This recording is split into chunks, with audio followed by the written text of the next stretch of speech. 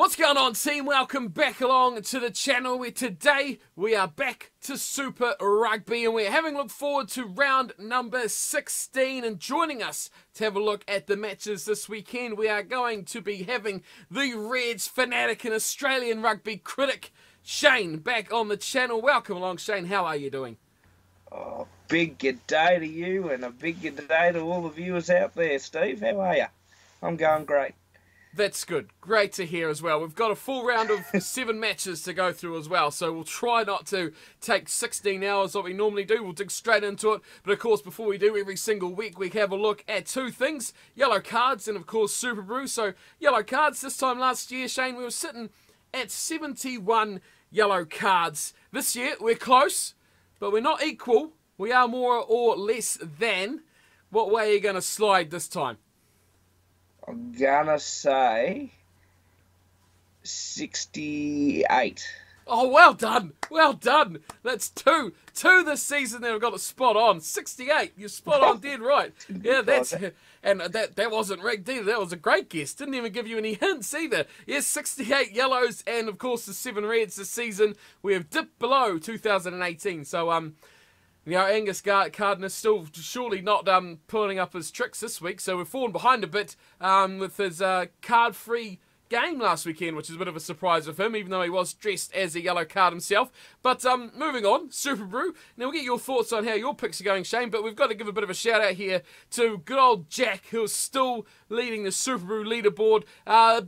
These guys are really starting to flatten out now. 3 Crowns 1 is sitting in second, and we've got a new man in number 3. So big. What a name. Great name. Pretty simple. This guy's come from nowhere to storm into the top 3. A bit of change. Last 2 rounds have been really weird, eh? We've had 2 rounds ago, of course, it was a real hard round where the average was about 2 games correct. And then the last round we just had was fairly predictable. A lot of people getting bonus points for the Grand Slam point and things like that. So a lot of movement around. Sadly, I missed out on a couple of games last weekend. I've fallen down into the mid-teens. I'm still okay with that. I'm still happy with how that's going. But I do have a bit of a rival now climbing up behind me, and his name is Driving Maul, and I'm not too pleased with that at all. So I'm going to make sure that Paul in 20 seconds stays away from my position. So that is number 1 priority, to make sure there he stays away from us. Big props to Andre H, who's got this little thing on his head this week. The yellow cap going to Andre. Great picks in the week for him, up 16 spots, which is a pretty good effort. And that pretty much wraps up most of the guys. We talked a little bit about for the show about other guys we've had on the show earlier, and one man we did mention was, of course, good old Nixon, Ryan Nixon, New York Nixon, whatever you want to call him. He's fallen all the way down to 55th, Jane. He's not having a good round of picks. He's not having a good season of picks, and you've talked about this. His faith in the Blues are not going too well for him. Your faith in the Reds, however, how's that gone for you this season? Oh, mate, I wish I could sing off the same hymn book as Ryan, but I think we've got a couple more wins than the Blues. But you know, you've always got to keep that faith every week in your team, and I've got to say Ryan's a very committed bloke in that regard. So, and I'm probably the same way, a committed bloke in that regard for the Reds as well. So tipping can be very, very hard for the for us two supporters of the club. So we're looking forward to meeting each other next week. One of us is going to win. Someone's going to be happy and someone's going to be sad. Oh, it's often difficult to separate the head and the heart, isn't it, when you go for some of these picks sometimes. But we'll move into it, into our 7 games for this weekend. We kick things off with the Blues versus the Bulls, or as they're known in Curry Cup, the Blue Bulls. So it's almost a bit confusing between these 2 sides, but it's 2 teams in a completely different situation here. It's only 3 rounds to go too, so in this preview I'm probably going to look a bit more towards these last 3 rounds as a core for these sides and how these matches are going to affect. So 3 rounds to go. Obviously, we know where the Blues are. Their season, well, ultimately is done. But the Bulls really within a chance of being leaders against a team, like we said, the Blues, their season's over. Either side going to lack a bit of motivation to get in this one. Personally, I think the Bulls have got a bit more to play for. But do you think the Blues are going to let them just run away with this? No, they're not. and I'm glad you mentioned this is the first game of the round, which it is, because it's made me excited now. Um, and it's made me excited because you got the Blues against the Blues, and one of them will be singing the Blues, and one of them will be singing a victory song. Um, I actually think we're going to see some attacking rugby. I think we're going to see no all hands on deck. I actually think if you look at it, the Blues have a big forward pack. The Bulls have a mobile one. Both sets of backs are electric, and it may just come down to who the finishers off the bench are. So bring on the excitement, get your barbecue out and start putting on the snags and the rissoles, mate, and enjoy this one, because I think you'll have some questions answered for perhaps next year with the Blues. Where they go from here, and I think there has been a lot of improvement under Leon McDonald this year. The Bulls have played a lot better rugby, I think, than in years past, and I'm unapologetic to John Mitchell on that. Sorry, mate. But so look, excitement all round, and I'm going to say I reckon the Blues are going to win by a point. Oh, there's a big call straight off the whistle as well. It's interesting, like you talked a little bit about the Bulls there. This season, I mean, the whole South African Conference season has been really a toss of the coin, but each week you look at it and you say, this team's leading, but then 2 days later after the round's complete, it's completely turned on its head, and with still the Bulls sit in the middle of the table in third, but only, 4 points behind the Jaguars who are in first. A huge possibility if they actually get the road win here that they could actually get the job done. We talked a little bit about this before, the head versus heart situation. Personally, I'm in agreement with you, but my heart will probably, what I want to happen is the Bulls to actually turn up and get the big performance and a win on the road, just to probably boost the competition, but to boost South African rugby. Same situation for you? Well, I've always had a tendency, I guess, to support the Trans-Tasman neighbour against when they're not playing an Australian side. Mate, absolutely. You want to see the Bulls do very, very well in the South African Conference, and I think they'll turn up and play some really good rugby on Friday night. The thing with the Bulls, though, is that they aren't the best travellers, and that's historic. But I think that this is a game that they'll actually enjoy coming out and playing a big game of rugby in Auckland, and I'm going to go with my heart, and I'm going to go with the Blues. I just think they'll probably just have that little bit more depth and firepower to get over the line. Yeah, you talked about the road trip, which is the big thing about it. 9 times out of 10, the home team wins this match-up between these two sides historically. So that is one way to think about it. I'm in agreement with you, like I said. I've gone Blues by 4, so agree on that too. It's going to be a close one. It's going to be a one little play that's going to decide this one. And the Blues have announced their team too, and they've consisted playing with Harry Plummer at 10 as well, which does give me a bit of a worry, but having Black come on off the bench is probably going to be a bit of a better finishing for them as well. But both going for the Blues, starting off on a consistent note, at least, to get the weekend underway. But a great match, I think, started off on Friday night.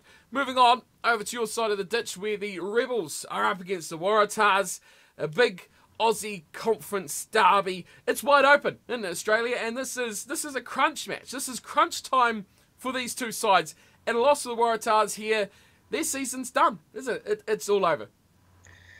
Well, I think we've spoken about it on our review show that we're both on Monday nights, and I've got to say, you'd think in my heart as an Australian that I'd have some sympathy for the Waratahs, but I don't.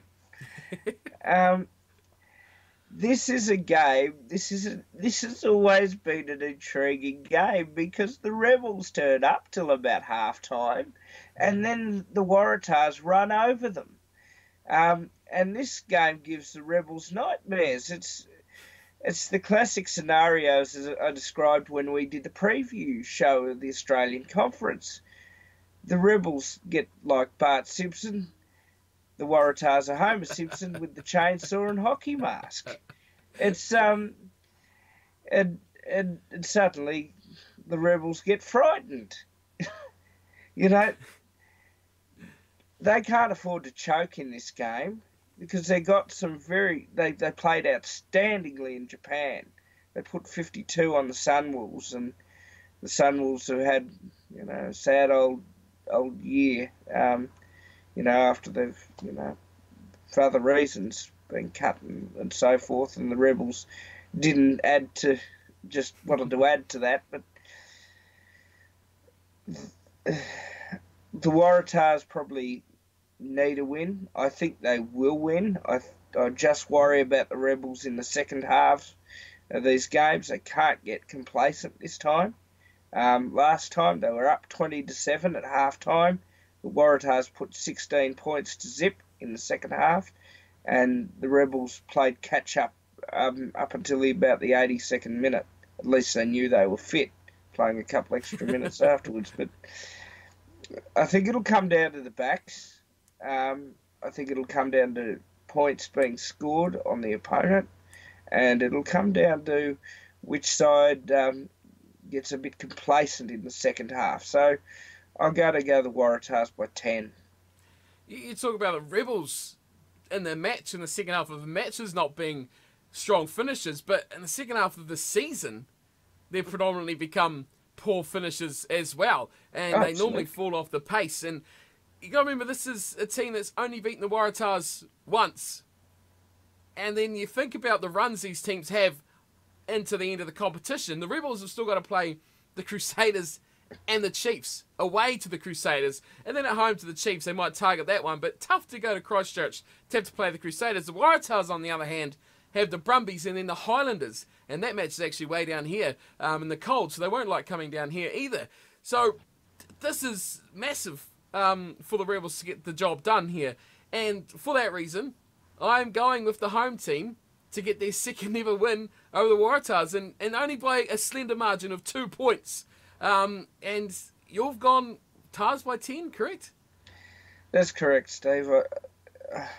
There's just something that worries me about the Rebels and in the last few rounds of the season. My advice is follow Quade around and play attacking rugby. Yep, it is. It's make or break. Table, they are just a point behind the Brumbies, but if they start faltering even more, if they lose to the Waratahs, they're on minimum of 30, and the Rebels are on 33. If they pick up nothing, that season in jeopardy, especially when the Tars go to the Brumbies, they go to the Crusaders, the Rebels, they could lose, likelihood they'll lose that.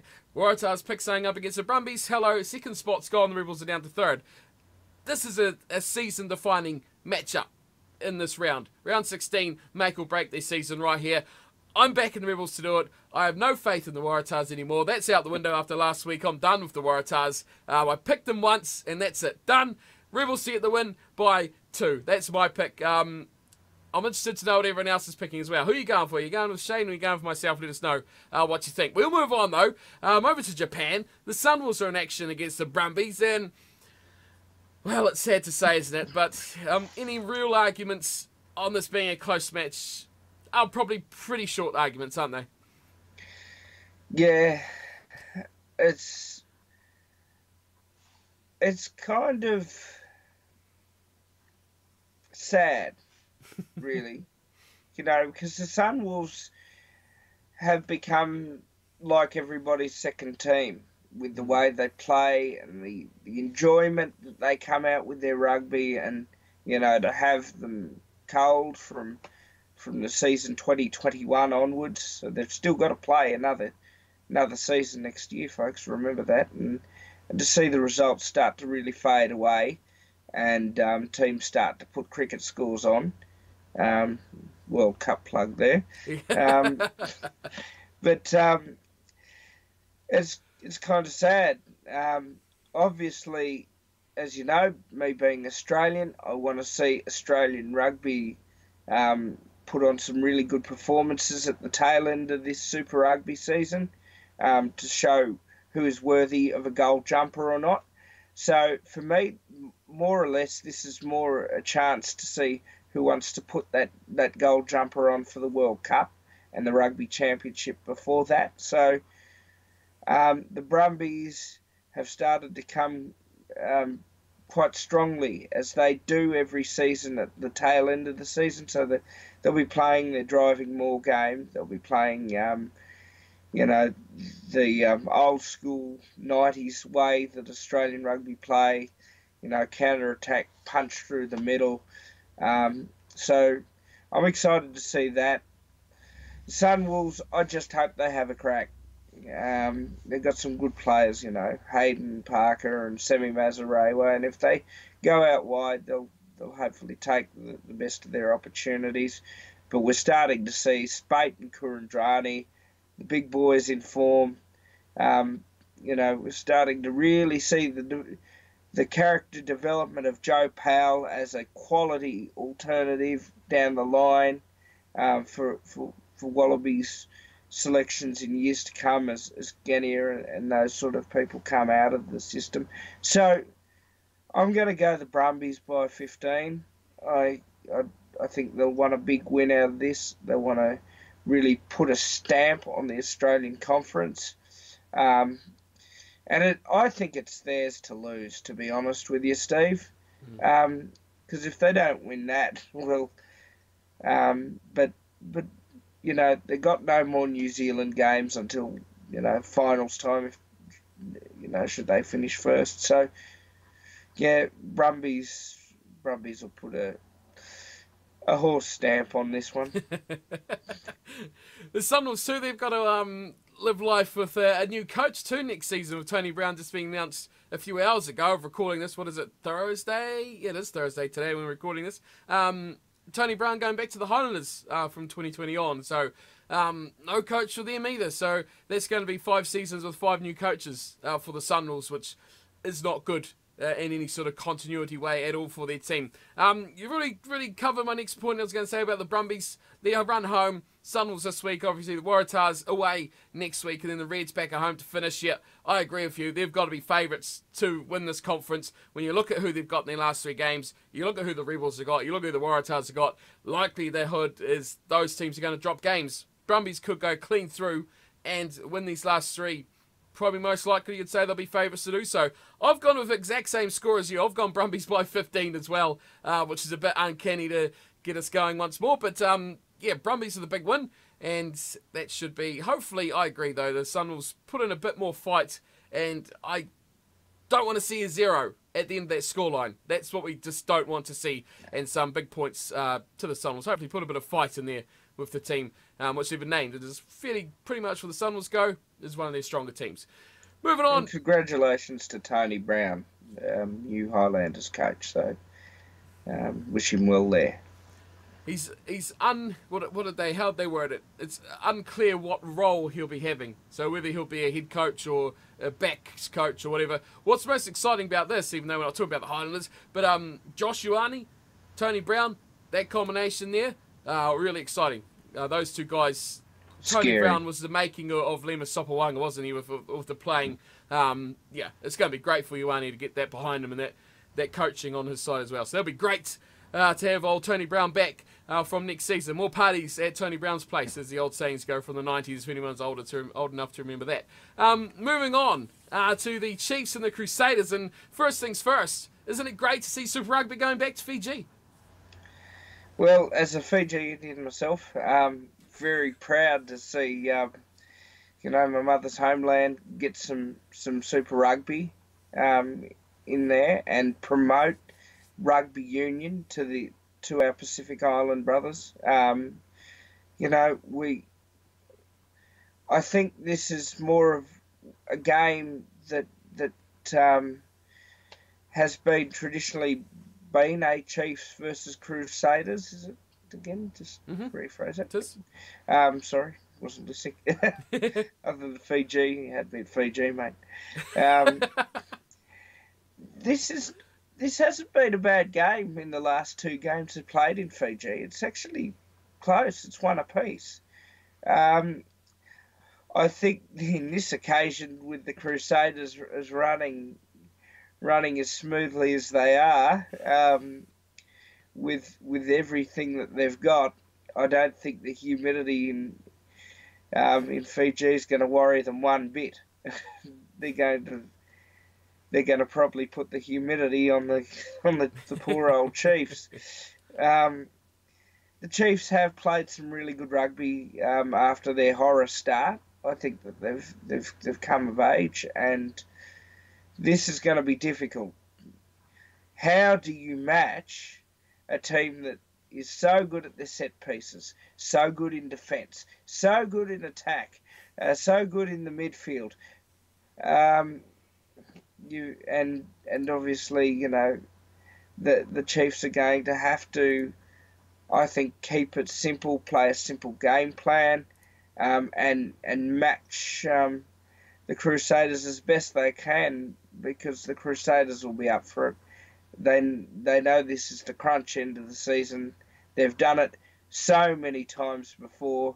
They've put people literally under the covers because they're that scared. So I'm going to go Crusaders by 10. Yeah, the Crusaders got Kieran Reid back as well, which is good to see after that little mini injury or whatever he had a couple of weeks ago. So he's back. He'll be starting at number 8 at this stage. Who knows? These with teams these days, they seem to pull players out at the last minute. And the Chiefs have got Jack Debrasini finally starting back again at number 10 jumper. So poor old Matty McKenzie, who's pretty much held this team together, the number 10 jumper is back onto the bench. But you look at the table, the Crusaders have wrapped this up. Top spot, it's done and dusted. But what's a big thing for the Crusaders is they've got a bye in the final round, and so they really have no reason to really prepare for the finals. They can just go full tilt right to the end, and they can just throw everyone at everyone they come against, and then bang, they got a bye. It's like resting everyone for the week. They're straight on, and so that's got to play in their favour. They won't want to let off. The Chiefs, they won't want to finish below the Blues, so they've got that to play for as well. But I can't see this going any other way but towards the Crusaders. And I am going to Crusaders by 9 points. What was your margin? Did you give us a margin? 10. Oh, you got very close. So we're both going the Crusaders on that one as well. It could get ugly. I mean, it's normally really good conditions, though. That's the thing that makes that. It's kind of still daytime, isn't it? It's daytime sort of weather. It's dry. It's sort of summer rugby, isn't it? So it's good. And you got two teams that will like to run and they'll like to attack. Probably the Chiefs more so. The Crusaders will want to play some tight stuff. But yeah, it should be an exciting game. And what's the best part about it? The support will be phenomenal. We talk about it every season they go there. The support, regardless of who's there, is top notch. It's the best of the best. And it will be exciting just to hear that crowd humming, buzzing. No matter what happens, they'll be cheering them on. And that's a great thing about Fiji and Fijian rugby. It's always at the top. Absolutely. Is the support from the fans. So Crusaders win for us on that one. Moving on, it's your Reds. Your Reds are in action next up against the Jaguares. And really, what can we say about the Jaguares? They're the top team. In my opinion, they are number one team in Super Rugby right now. And they run home. Really, really good for them. Of course, you got the Reds. Then they go home to face the Sharks. And then they got the Sunwolves in the final round. Next week's a real crunch match. But you find the Reds are going to really struggle or force any struggles out of this Jaguares team, the form team of Super Rugby right now. Well, if I know Queensland, and I know Queensland very well, I think they'll turn up.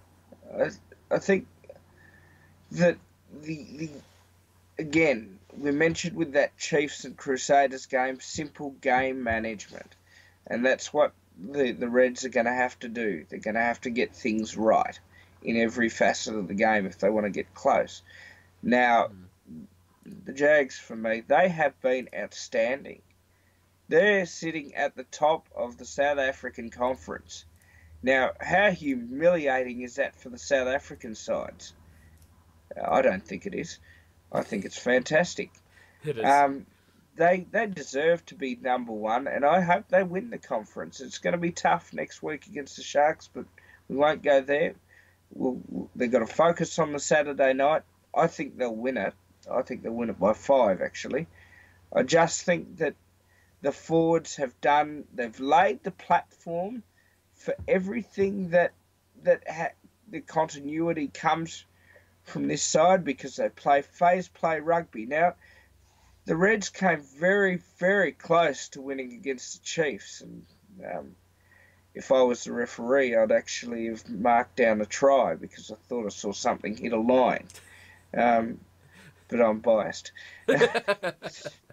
I'm Australian. But I think they prepared for some of that game in that Chiefs game. Physical, they made the Chiefs tackle a lot, so obviously the Reds will know what to expect because they played a similar sort of game last week. So all I can say to my fellas is rip in, have a go, do Queensland proud. But I think the boys from Argentina might have them on this one, and I'm going to go the Jags by 5. It really is hard to believe for the Reds. I struggled to believe this when I had a look at the table. They're actually second to bottom. Of course, Sun was the last. But I think this is probably an overall testament as to how close or tight or unpredictable, maybe, Super Rugby's been this year. That a team like the Reds, who have been really good in patches and have beaten some good teams, are actually so far down the table when you look at it and say, Australia-wise, they're only a couple of points behind the Tars. They're in the mix, they're in that mixer. But to be sitting so low on the overall table is quite surprising. And, I mean, they've got a real chance to spoil this for the Jaguares. And they could, like we said, overtake the team they'll want to beat, which is the Waratahs. And they've got a lot to play for, a lot that could potentially upset. Not really that's going to do them too much favours, but they could really spoil a couple of people's party. Well, I think the main issue that Michael Checker and his Wallabies team, Wallabies coaching team, will be looking at is who wants that gold jumper. And what better way for a lot of those Wallabies in that, or fringe Wallabies in the red side, against virtually, as Phil Kearns would say, a national side you're playing against. And by the way, I don't agree with you, Kearnsy, old mate. I think that I think there's a lot at stake for the Reds, and it's not just the red jumper that they're wearing; it's the gold one that they'll want to wear in a few weeks' time when we come to Rugby Championship. Yep, definitely. Yeah, a lot to play for in that regard as well. I'm agreeing with you. I've gone Jaguares by 8. So pretty similar there. They just look so good right now. It's hard to pick against them. They look so good. Moving on, though, across to South Africa, where the Sharks will be hosting the Hurricanes. Now, this is a really hard game to pick. And what a tough tour this is for the Hurricanes. Not only is it a tough time to go on tour right at the end of the season, it's a tough place, obviously, to go to South Africa, but the opponents that they've managed to draw, very tough as well. Obviously, they've got the Sharks, and then they've still got, I think, I've told me, the Lions in the next round as well. What have they got? Yes, they go to the Lions in Johannesburg in round 17. So that is hard to go play the Sharks and then the Lions. And for them, they've got the Sharks have looked so good in recent weeks as well, and they're both fighting for a similar thing, aren't they? Wildcard spots, or possibly for the Sharks to top the conference. Huge final last games for the Sharks. Obviously the Hurricanes, then they've got the Jaguares and the Stormers. I mean, there is so much riding on this. The win is number one priority. It's almost getting to the point where it's test match sort of rugby, isn't it? Where it's just like, doesn't matter if you score 4 tries or 6 tries, 8 tries, you just got to get the win. Yeah, look, Steve, I think this is going to be interesting. Only 1 point separated these two sides last year in Wellington, and that was a try after the bell and a conversion by Ehau West. The Hurricanes scored 10 points in the last several minutes, and it went overtime for about 4 or 5 minutes. Sharks gave away too many penalties, and I think the Cardinator was actually the referee on that game, if I remember correctly. I don't think there's going to be too much that separates both sides either. Now, the Sharks play very well at Durban, so the Hurricanes will be already under a hostile crowd, the Sharks will want to turn up because there's so much at stake in that conference. Now, the opposite thing. The Hurricanes have got to shut the crowd out, play their rugby, play the attacking rugby that we know and love from the Hurricanes, and I love watching the Hurricanes play rugby when they are on song. They really sing a mighty fine song because they're all on the same songbook. The Sharks, well, their forwards are very mobile. Their backs are very quick. They know how to deal with certain situations, particularly when they're home. And also, I note, and I've noted this on other programs and things like that, the Sharks play their best rugby against New Zealand sides. Now, I don't know whether that's just a thing, but I think the test here is for the Hurricanes to get the win out of Durban, because I know that the Sharks will come and play their rugby the way they always do play their rugby. Very hard, very physical, but very quick. Now, the Hurricanes have to match that. I will go for the Hurricanes, but I think they will be severely tested in Durban, and I'll only go by about a point because I think there's a lot at stake for the Sharks. I think the Hurricanes will be comfortable enough with their position, but they'll want to cement things as well. So, yeah, Canes by 1. There's a flip side to all this, of course. A big point that I am factoring into this matchup, because there is a likelihood in a few weeks' time that the Hurricanes will be returning to South Africa for a cutthroat knockout matchup. Now they've got to prepare for that in a sense, and this game and next week against the Lions is going to be a real benchmark for them if they have to go back there, because there's no second chances then.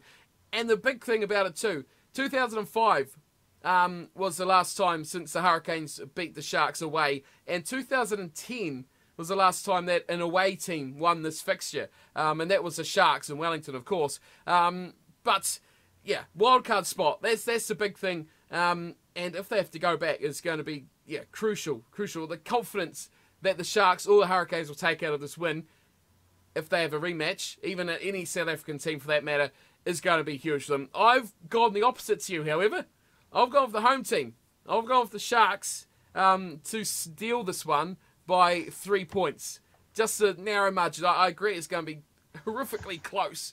But, yeah, Sharks for mine just by a whisker. X-Factor, skill, they can be a team when they turn up. This could be a phenomenal game. A fantastic matchup between these two teams that can just go from any which way on the field. They can just go.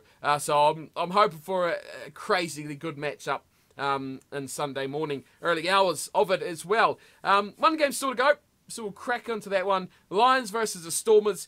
This one, I mean, South Africa it's just a flip of the coin, isn't it? You get the money out, flip it over, and see who's going to win. Huge clash for the South African Conference, and loser, the season over once again, like we talked about in Australia with the Rebels and the Waratahs. A loss here, it's all over, isn't it? Lions, Stormers, I don't think there's coming back from this if they lose. Well, these two sides have history that dates back to the Curry Cup.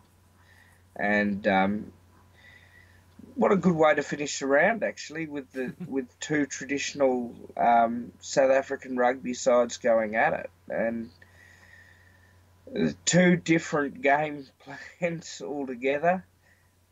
Stormers are very similar to the Sharks with mobile forwards and explosive backs, and the Lions have the very physical forward pack that helps create the opportunity for their back. So, look, I think home and away team, you could be 50-50 on each, and you still might not get your money back. So, responsible, please, bettors. In any case, it is going to be crunchy it's going to be down to the wire stuff. Now, I think if the Lions are at home, you would expect that, again, the Lions fans are very parochial. If it's at Newlands with the Stormers, then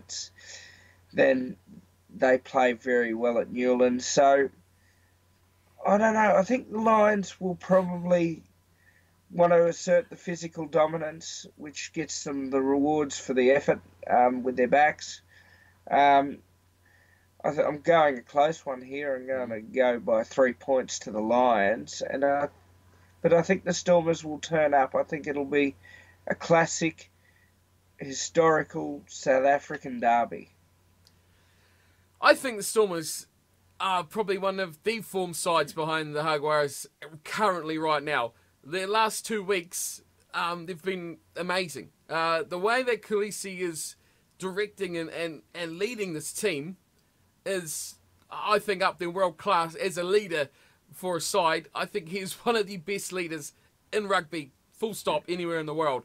He really is a monumental player and a monumental guide for this team who was going brilliantly. But if you remember back to round 2, it was a while ago, these two sides actually did meet, and it was the Stormers that won at 19-17, and what was even sweeter about that for them, it ended a 5-game losing streak to the Lions.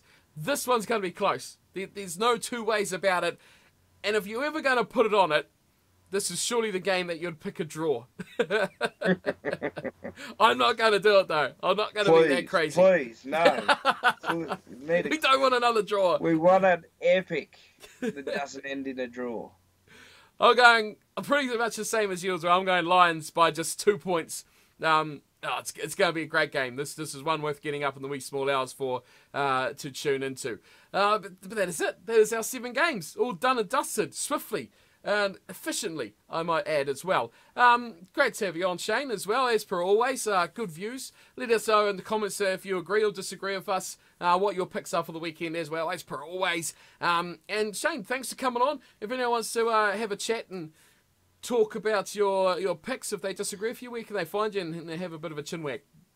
I'm on Twitter at ScoolerMate, SCOOLM8, and come and have a yarn and see if we agree or disagree. And as always, it'll be right under his chops there as well, so you can see it all video long. And go and follow him, have a chat, and see how things are going. As always, thanks for tuning in, everyone, and watching. Hope you enjoyed this week's preview. We'll be back again next week with another guest, which hopefully is all ready to go. And we'll see you all for round 17 preview. Until then, thanks for watching, as always, and take care.